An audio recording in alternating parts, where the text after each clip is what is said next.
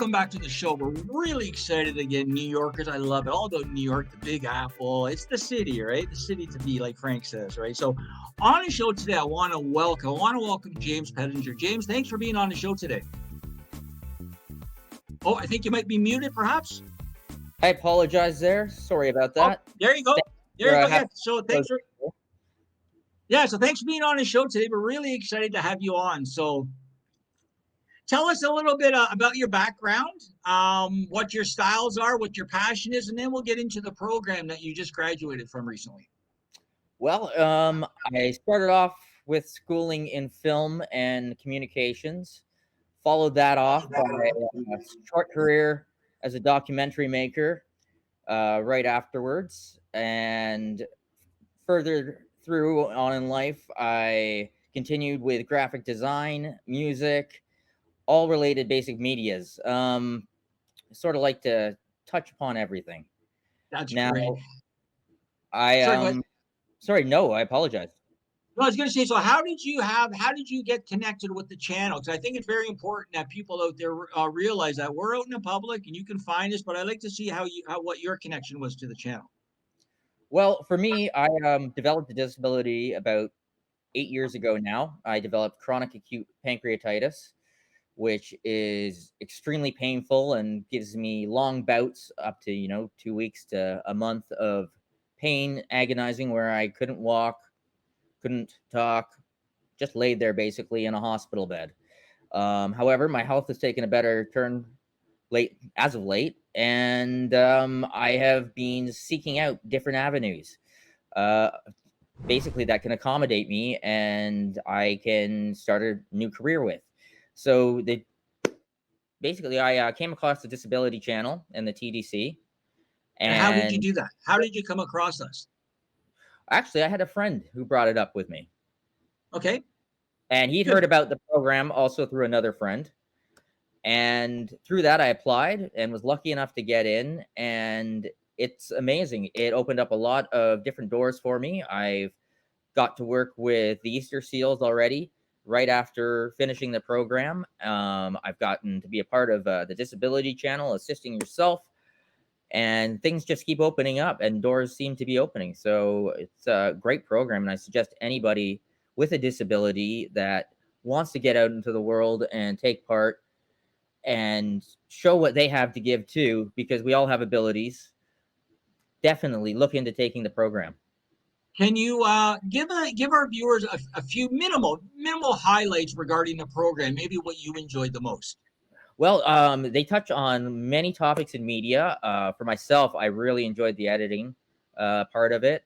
They do some great classes on audio editing as well as visual. Their main focus is on accessibility within media. So they really focus on making sure that everybody can view and access these different media components that they're presenting. So we focused on podcasting, television show making, story writing, you name it. But for each one, there's a specific focus onto the disabilities and needs that are required to make these mediums accessible for them. And that is wonderful. And could you tell our viewers how long the course was and like how many days a week you took it and stuff like that, so they know? The course in total for myself was 8 weeks. It lasted over, actually, I apologize. Sorry, it was a 3-month period that the course took place. It was 14 weeks. 14 weeks, was it not? Yes. Yeah. Yes, I apologize. That was the next course. We have a couple different programs, so I totally understand how you get confused. That's the other great thing about the course is once you're done it, you're not done it. You can take on another program like I did myself.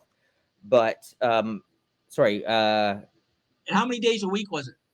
It was 2 days a week. Yep. And it was from 9 a.m. till 2 p.m. every Monday and Wednesday. That's great. And so it's pretty flexible. It's not too consuming, but I understand that it's a real hands-on project, and you actually, from our graduates, because we've been having the course going now, I think we're entering now our 3rd year. So just to let our viewers know, our business partner is the Ontario government. So we've been running the program now, I believe, for 2.5 years, give or take. obviously during COVID, and we've had an 85% success rate of job placement, either part-time or full-time.